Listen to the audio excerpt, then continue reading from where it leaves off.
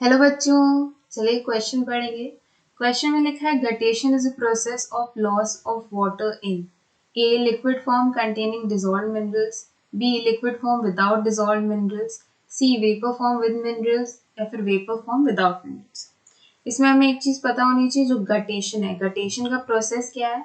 Loss of water का। Loss of water कहाँ से? From vein endings. Vein endings in some kind of leaf, जैसे grass में होता है। जैसे अगर ये ग्रास लीफ है और ये उसकी वेन्स हैं, तो इसके एंड पे ऐसे पोर्स होते हैं जिनको हम हाइडाथोड्स बोलते हैं। हाइडाथोड्स बोलते हैं। यहाँ से वाटर लॉस होता है।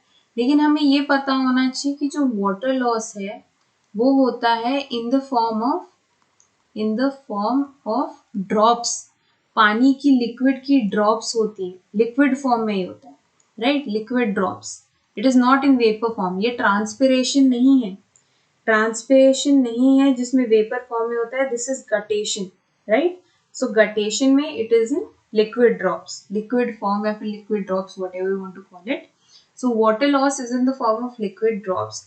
तो इसमें हमें ये तो पता चल रहा है कि ऑप्शन ए या फिर बी में से कोई होगा, because it's given liquid form. फिर बोला कंटेनिंग डिसॉल्व्ड मिनरल्स या without dissolved minerals. As we can see, हमें इसका मैकेनिज्म पता होना चाहिए। ये वाटर लॉस क्यों होता है? Water loss is due to root pressure. Root pressure से हमें पता है क्या होता है। रूट प्रेशर से होता है ascent of sap. Ascent of SAP.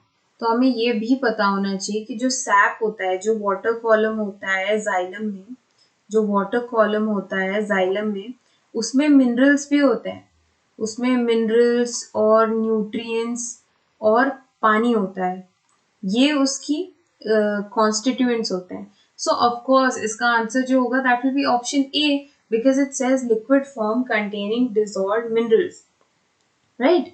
You can see liquid form containing dissolved minerals. Without minerals, water का transport ही नहीं होता है plant में. So option B will be very very wrong. So you can see option A, liquid form containing dissolved minerals, is the correct answer. I hope you understood the question. All the best. Thank you.